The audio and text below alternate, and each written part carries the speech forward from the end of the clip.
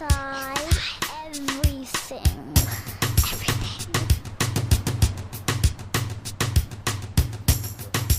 Okay, great. All right, welcome back to another episode of the Strategy Inside Everything. This is an episode that's been fun to put together, and today's guest and I actually have been talking for about 10 minutes and just realized we have to start the episode. So sorry about that, Darien. I stopped you mid-sentence because I was like, wait, this is actually really good information, and I'm really interested. I think people listening would want to hear it too firsthand. So welcome to the Strategy Inside Everything, Darien LaBeach. Thank you. It's good to be here. Darien is a strategic planner at Huge and also a lead organizer at Strtgst, which is a community for people who think for a living.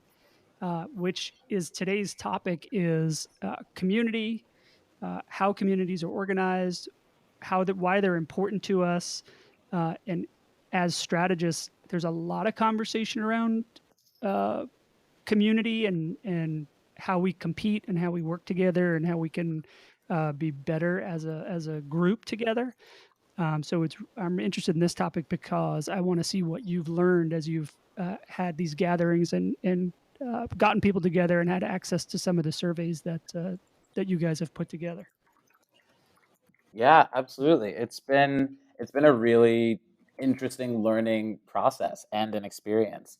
We've been doing events and organizing this community for a little under a year now, and it's been so fascinating to see the response that we've gotten. So, Strategist was started essentially earlier this year. We had our first event earlier this year, but the community started to come together after our founder, Tina Yip.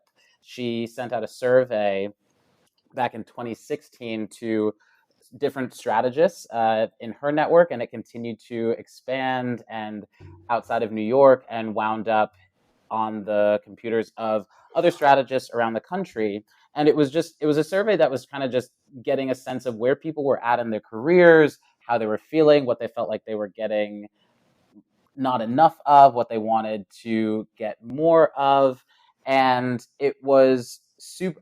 I myself was on the receiving end of that survey and just kind of filled it out just as bluntly and as honestly as I could. And then out of that came the first event, which was called a culture of, and it was a culture of sneakers that happened earlier this year. And it Oh, was, that's really cool. yeah, it was incredible. And so the first one was this interactive event where there were three different speakers. Each one of them was not from the advertising community, but they were people who were actually living in this subculture in different capacities. So you had one person from Fashionista who spoke about the culture of sneakers and the drop and the cop and how all of that comes together. You had the CEO of StockX, which is the stock exchange for things, coming to talk about how the sneaker exchange market was such a huge piece of their business model and just the mechanisms behind how selling and reselling and buying of sneakers happens on this platform, and how so many times people are selling and buying shoes without ever actually touching them themselves. It was incredible. And the third person was someone that actually worked at the main Nike store here in New York. And so he talked about Nike and culture, and he talked about all of these iconic moments from the 3 to 10 seconds or however long the scene is in Forrest Gump when Forrest pulls out, the Nike Cortezes with Right. the blue stripe, and that moment became that kind of like crystallized forever, and those shoes became the Bubba Gumps. Like that's all it takes for Nike shoes in certain cultural contexts to become basically just like a cornerstone of culture. And it was so informative. It was also just really dope that there was an interactive sneaker exhibit that was also there, a chance for us to kind of flip through some really interesting books on sneakers, different swag that was also given out. But what was great for me as someone who was just attending the event at the time was that it was a chance for me to get super, super smart about this culture slash subculture that I had done some research on myself for different pitches and projects here and there. But it was really cool to experience this subculture in a new way and learn something that I could take back to not just to my team, but also just to myself. Well, Huge is famous. I always go read the content that is produced by the agency on the ethnographies and the other pieces, the research pieces that you guys do into cultures and subcultures. So no surprise to me that that was interesting to you, and it would certainly be interesting to me too to get inside one of those meetings and get exposed to a subculture. But if I can go back one step, you mentioned Tina sent out an initial survey. What was driving her? Like, did she have a theory, or what was she hoping to learn with that initial survey that launched this whole thing?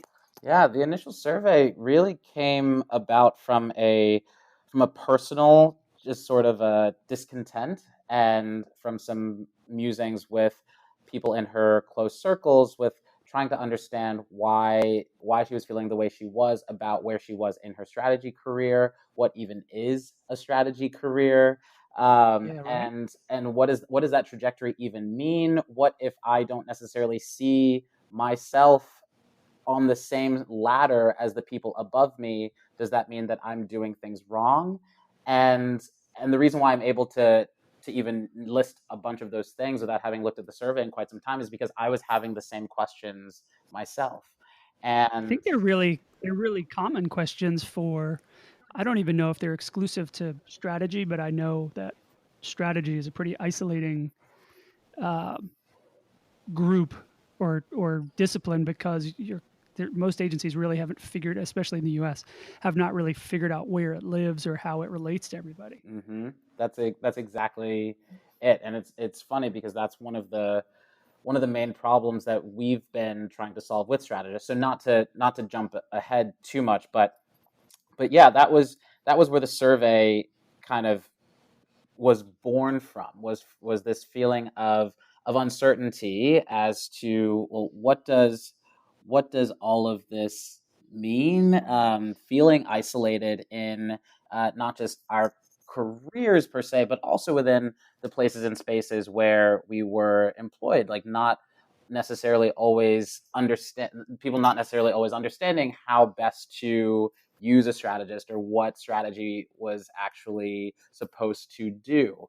And realizing that there was kind of this need to get to see if she was alone in this or if there were definitely a lot more people feeling that way. And so after that survey went out, there were several hundred responses to it, which was pretty incredible when you think about a survey response rate. And from that, learned a lot of things about this community and how many people basically affirmed some of these beliefs about, the uncertainty, the career trajectory uncertainty, the isolation, also the need for and desire for skills development, feeling somewhat stagnant wherever people were. And for her and now us, it's realizing that we have an opportunity to solve a lot of those things. And I think that it what we lose, what we've lost over time, is that community aspect, which is by default designed to solve a lot of those things. Yeah, so tell me. So the first one was sneakerheads. That was the first meeting. The survey came out. Tina realized, oh, okay, people feel the same way. I want to organize. I want to start organizing this. And is each meeting organized around something, a subculture or speakers that come and talk about something outside of strategy in order to kind of get everybody's brain turning, or is each one just totally different? Yeah, so the guiding principles of all of the events and experiences that we host and we organize are to essentially make sure that there is a specific purpose and a goal that people are coming out of it. So we have three different types of experiences. We have culture hubs, which are our deep dives into cultures and subcultures, and the idea is that we want people to learn about these different subcultures, learn something new about them, especially if they have been passively aware of it but haven't taken the time or had the time to learn more about it, or if they are just completely unaware of it altogether but want to learn something new. And that piece right there came out of the survey specifically, where people expressed by and large that they wanted to, like, kind of this, I think one of the connective tissue between this, these people who think for a living and who either call themselves strategists or are problem solvers by nature, is that there is this almost insatiable desire to learn new things.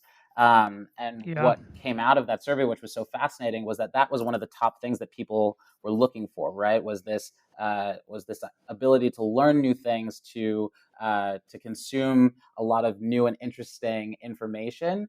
And one of the things that was kind of at the bottom of this list was actually like happy hour type stuff, which is, I feel like, what happens a lot of times with, when people start to organize events, is just like, oh, great, just like, we'll throw our happy hour together and we'll give people, Yeah, it's the easiest thing to do. We'll give everybody a drink ticket and Yep. they'll just start mixing and the problem solved, but nobody's really exchanging information on a meaningful level. Exactly. And I feel like that's where, like, I totally understand that sometimes, there are constraints that events may have, but I think that it's not an excuse for lazy event design, because then I think it only exacerbates problems where people feel like there's no benefit to community and there's no benefit to gathering together and the exchange of ideas, when the opposite couldn't be more true. So, what are, in your mind, you've been organizing this, what is some of the benefits you've already seen, maybe firsthand, that benefits that you feel like you've experienced, or benefits that you've observed or that people have fed back to you? Like, what kind of impact is it making so far? Yeah. So I mentioned, so one of the events that we do are culture hubs. The other type of events that we do are our equivalent of workshops, which we sometimes call workshops, sometimes we call boot camps. The most recent one that we did was called Strategy Work in Progress, or WIP. And the really interesting part of this workshop is that we had a speaker come. We had Nate Atkinson come from Local Projects and just talk about his approach to strategy and being kind of that hybrid creative strategist mindset. But the really interesting part of the event was when we, at the end of it, after listening to him speak, we had encouraged all of the attendees to bring a piece of work that they were in the middle of and wasn't quite done yet, and they just wanted to get some feedback from Nate and see how it could be pushed further, but also turn it to the entire community of attendees as far as how that could be how it could be strengthened. So we only had time to do one, and so I was the lucky volunteer who got to show a piece of work that I had been working on. And when I tell you that it is actually a very scary sort of experience, or a very vulnerable experience, to take this thing that I had been laboring over for quite some time. It was a strategy deck that I'd been working on, and to show it to people who are oftentimes considered the smartest people in the rooms in which they are in, and everyone has an Totally. opinion. It was so fascinating. But for me, it was a great opportunity firsthand to expose my way of thinking to other people, but also to, in real time, get a very quick understanding of how other people see the world, approach problems, how they apply their personal experiences or what they've seen and their expertise to similar problems. And when I say that it was such a, it really, it no longer was as daunting as I thought it would be. It was honestly just a chance for me to connect with these people in a different way. And I think that that's one of the pieces that gets a little bit lost within the strategy community, especially now that, not to poo-poo on, like, on big data and all of the access to data analyses that we're able to do. But what we do in strategy, I firmly believe, isn't only rooted in the data that you can find in a quantitative study, or from a survey or anything like that. a lot of what we do as strategists, strategy doesn't happen behind a desk, and in order to build out or to create better strategic approaches or to solve problems better, I think that there's also that art form to what we do, to the craft, to what we do, that gets lost. And a large part of the craft is the crit, which I feel like creatives do, almost instinctively, but also as a byproduct of having gone to art school and that being a part of the process. But I feel like that doesn't happen often enough with strategy and with strategists. So this crit of my work and my strategy was, I think, super super informative, and one of the things that people kept coming up afterwards to express their appreciation for being able to kind of see something that was still very raw, but knowing that everyone is working sort of together to make it stronger, or at least bring like a new point of view to it, and all in the service of honing our craft, which I think Yeah, and making it yeah, better. which is Yeah. so important. Totally agree. In the position I'm in now, where I've been speaking to a lot of people in strategy and meeting a lot of people, I've noticed people are starting to send me decks and saying, "Hey, I'm really proud of this," or "Hey, would you take a look at this?" And for me, I actually use those as an opportunity to step my own game up just by looking at Hmm. a deck that someone sent me and saying, "Wow, who the hell? I would have never put this together this way. This is amazing." Or like, just learning new ways to tell the story or learning new methodologies just from reviewing the decks. Never mind, sometimes they'll walk me through, or sometimes they just send me something and say, "Hey, what do you think of this?" So it's a two-way thing. You learn from observing and learn from reviewing work that you have no real context for just as much. Well, maybe not just as much, but you can learn a lot from that, as well as giving the critique of the work. So that's pretty interesting. Yeah, and plus, strategy by definition is not simply an artifact that you create and then put away, right? Like it is merely an approach to solving a problem, and it's something that can and should, evolve as you are uh, as you are solving this problem. Like, sure, yes, you do have the core strategy, but it does need to be flexible and adaptive to the goal in which that you are seeking to achieve. So it's No, that's a great point, because we're forced to create those mhm. artifacts to give our clients something that they feel is tangible. But you're right. It's really, sometimes it's not really necessary, but it feels like we're always shoehorning stuff into a deck format or to a format that they can take and copy paste into other formats as they need to. Yeah, yeah, and I, it's a byproduct of where we are currently, but maybe I feel like that's a conversation for another episode. Good point. Potentially. What is the third type of engagement you guys So do? the third type that we do, we call real talks, and these are more intimate sort of settings where we have, at most, it's like 20 to 30 people, that will be able to attend one of these events. And I think that the closest thing that I could compare it to is kind of like a group therapy session, honestly, where it is just a chance to come with real questions, with real concerns, and just voice them and air them out. And I would say that has been that event. We've done that one.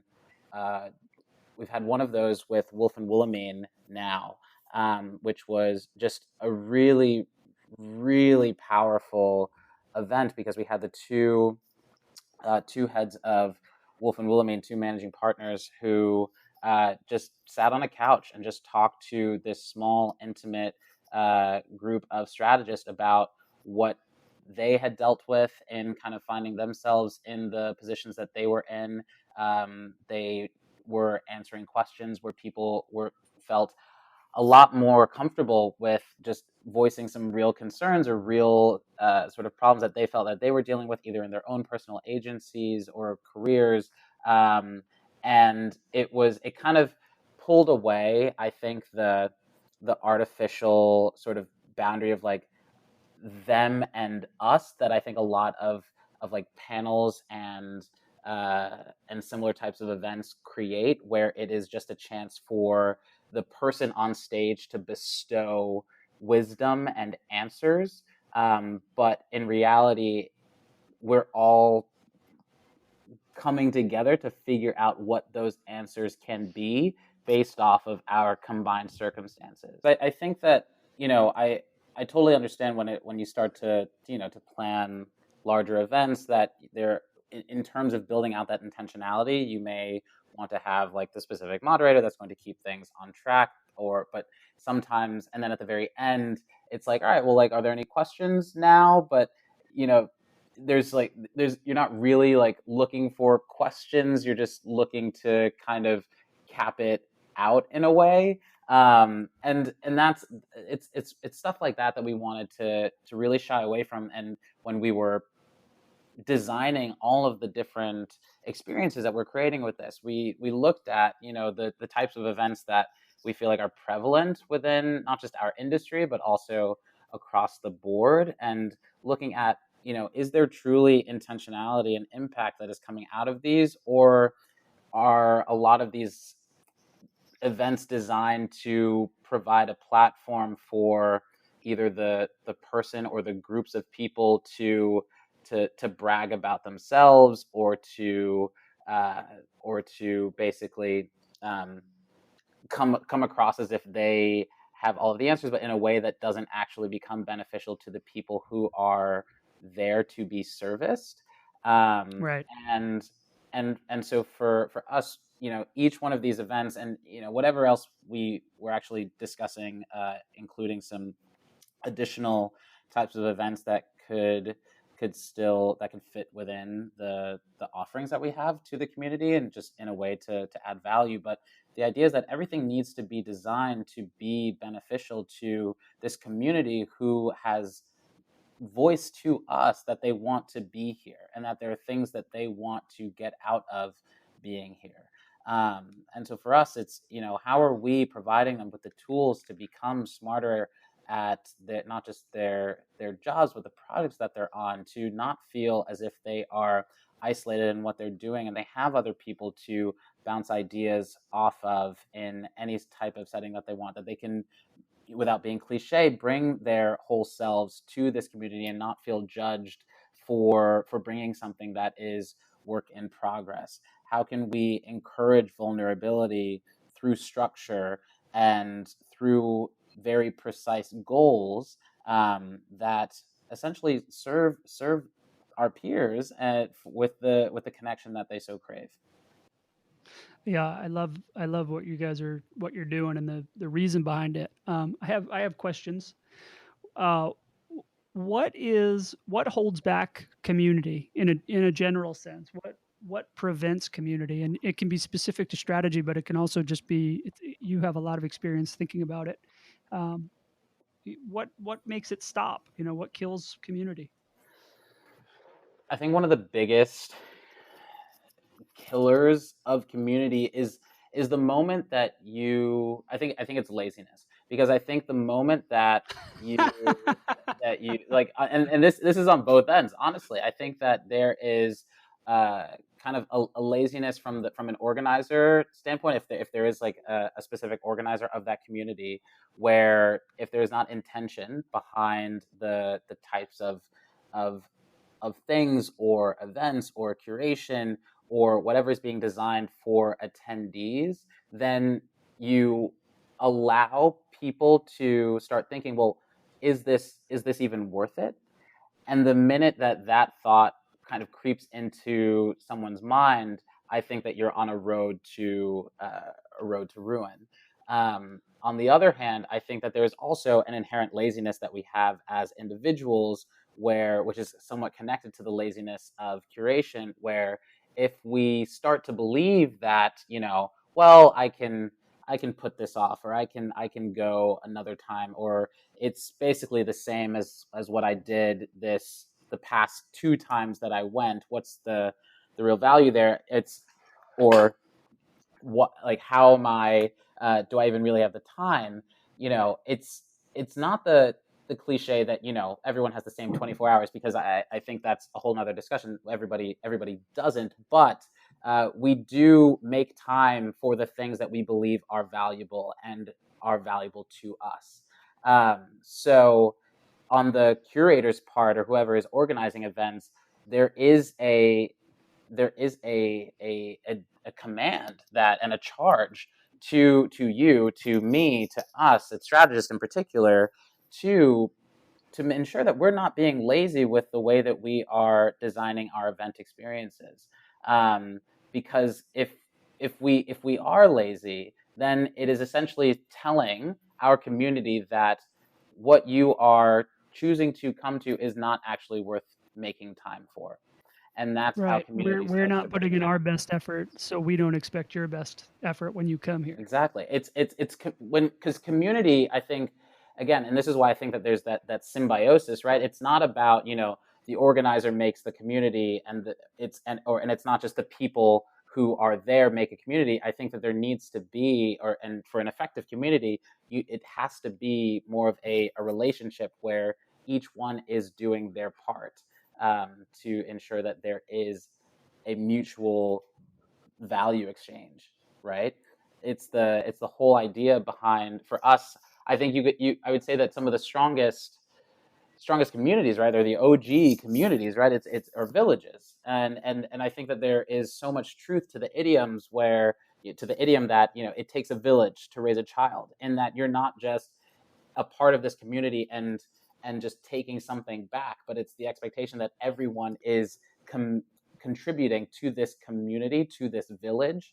Whether that is your child or not, you are still helping raise them. Whether that is your business or not, you are still helping to support them.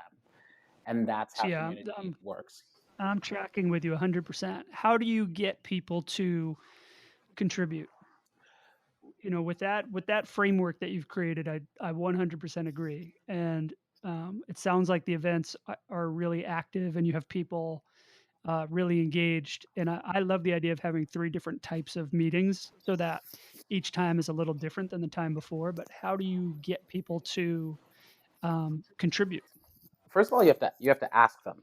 I think it's interesting. My partner, she does events for large for or she used to do events for a large tech company, and one of the interesting things that she noted during her time there was that a lot of the events that were being designed, or essentially the way they looked at them, were products that could be sold.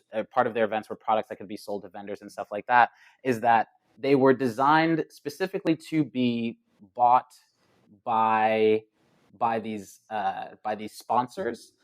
So these different sponsorships, opportunities, but there was not a middle person who was also looking to understand, well, what do these attendees even want to get out of these experiences.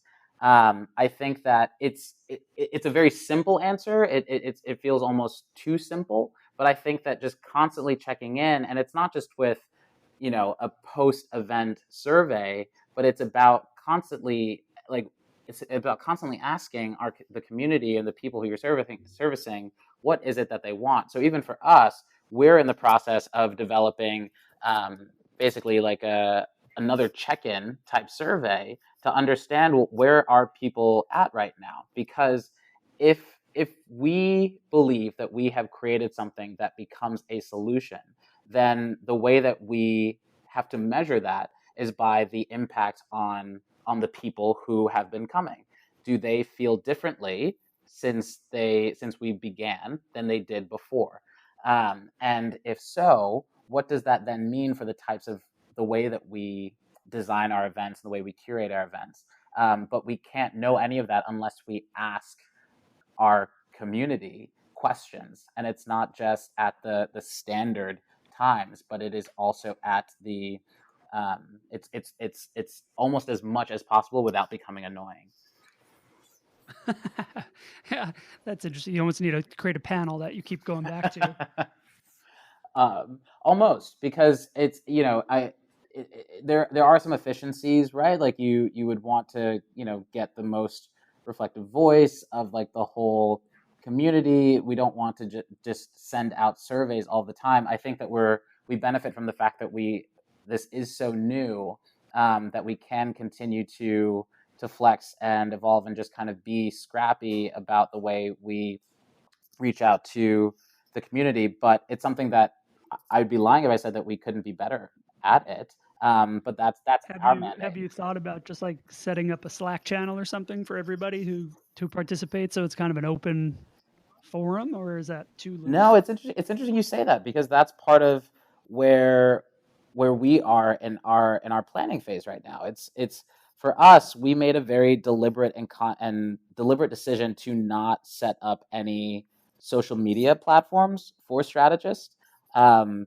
because we felt that we could truly build a community that both felt and looked like it was providing people with the value that they subscribe to and nothing additionally superfluous by only having this community exist via email for the time being. As far as a Slack channel, it's something that we are playing with the idea of, only because we don't want to oversaturate, but we also want to learn from other groups. I think there's the open strategy had a website that used to do a lot, and I'm not sure if they had a Slack channel as well. There were People Yeah, Geek. they still have a Slack channel for open strategy. Yeah, and so it's like, is what we are providing, is it an addition to? Is it necessary to create a whole separate uh, place does that serve to further fragment, or does it strengthen the community? And for us, I think it's about going back to, what are the very precise, deliberate goals. We want to ensure that this community that we have been able to build uh, and gathers offline, um, but we're able to do that through digital channels. How then do we translate that to an online community that can make it sustainable, that can also, if in a 5-year vision, flex to potentially chapters across the country or world? It's fascinating because we have people who reach out. I think one person found our event who was in Singapore, and they asked us like, how can we bring this to Singapore? And it's just like, whoa, we're not there Yeah, quite we have yet. no idea. Yeah, we have no idea, and that's there's a beauty and also kind of an oh my god, like, we are definitely onto something. But how do we ensure that we are making very deliberate steps and concerted effort, and taking a very concerted effort to do this as smart and in an as valuable way as possible to the people who want to be a part of this community? Well, let me ask you this then: if in Singapore they just started their own chapter without, they asked you and you said we're not sure yet, and they just started meeting and doing it their own way. If that was working for the people in strategy in Singapore, that would be a victory for you. I mean, it's not like you're. Do you care if there's a 100%. No, absolutely not. Yeah, you don't care if there's a brand associated with it. It's not like it's for profit. Exactly. It's really just for you're trying to build a community. So if it happens organically, amen. Then again, it goes back to, those measures of success. Like, did we do what we set out to do? You're absolutely right. That's awesome. I love to see that there's the interest. I know for sure.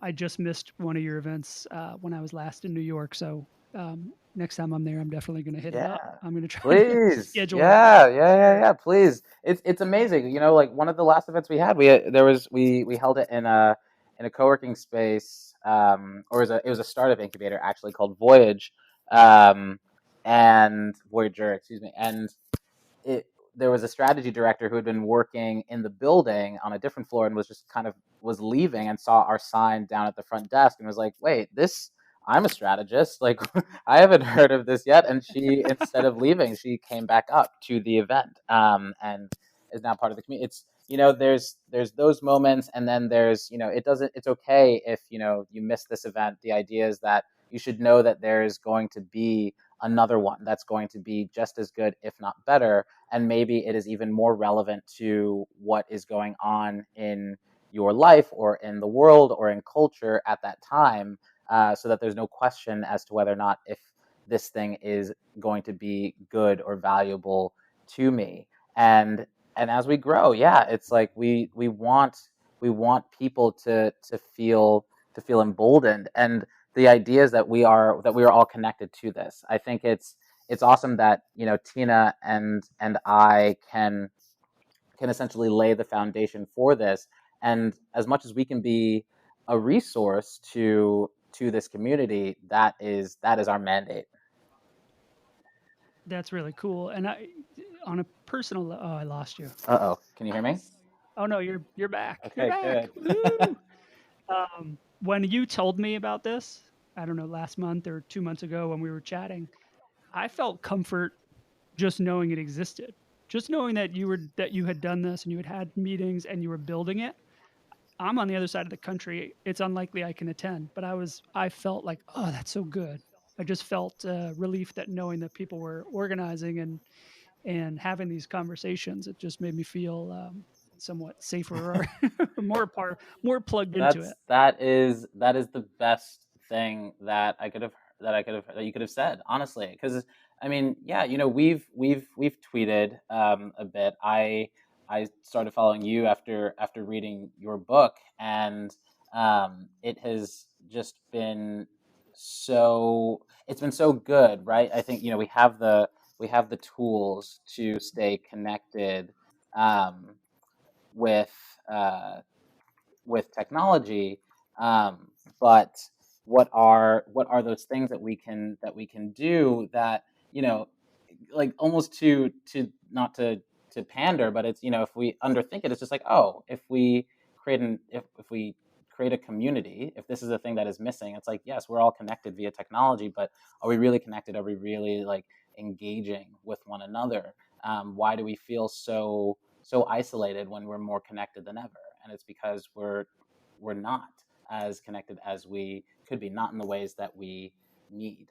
So No, we have the tools to be connected, but we're not accurate. We're not actually connecting. exactly.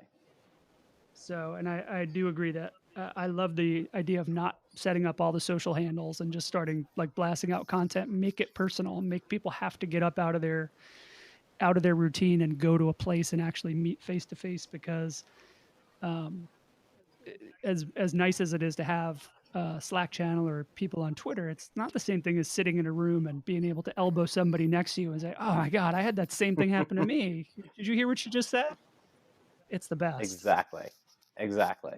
And those are, and Uh, yeah, and it's great. That's Go ahead. I was just gonna say that, that's that it's been it's been really fulfilling, I think, just, from a personal aspect, and feeling, some of those same struggles that led me to feel so passionately about joining Tina on this team, and to work, so hard to make sure that this is something that people enjoy. um, but to your point, it's, when you create something that people do have to get up, and, when you have to put effort into something, it's just that's I guess, one of those secret behavioral economic things. But it's, when you have to, when there's effort that's put behind it, there's an additional reward factor that you start It's to the understand, that there's value, that you start to ascribe value to. it's the endowment effect is what they is what they call it. That's exactly what it is. It's like why you think IKEA furniture is better than it is. Exactly. All right. Well, this has been awesome. Darian, tell people where they can find you, and more importantly, if you have a strategist meeting set up, tell me when the next one or two are. If you have them dates, I'll link to them and share them out as often as I Yeah, can. absolutely. We're working on confirming our next event, but everyone can stay up to date by joining the community at Strtgst.co. That's strategist without the vowels. And be on the lookout for, once you've done that, be on the lookout for some information. It's going to be a good one in August. We're going to have a really, really interesting conversation about the future of the agency model, and the chaos that seems to be kind of uh, just attached at the hip to it and what that means for strategists in the creative community in general. But we've got a lot of really, really good stuff coming up, and would love to just be connected with anyone who identifies as a strategist or as a problem solver. That's cool, man. Are you guys? I won't be in New York for that one. Are you guys going to be streaming that one or capturing video or audio of We'll that? be doing a recap that will start to become an ingrained part of what we do. So if you can't make it in person, definitely still sign up and join the community, because those recaps are still super informative, and also thought provoking. Beautiful. I love it, Darien. Thank you so much for making time. You met with me after hours, so I really Thank appreciate you that. so much. This was amazing. Can't wait to meet in person and continue the conversation. Yeah, great Yeah, talking with you. This is awesome. When I'm next to New York, you're on my list for sounds a good. beer. I'll see you in Arizona. Yeah, tell me when. You're welcome Perfect, anytime. perfect. Thank you so much. So Thanks a long. lot.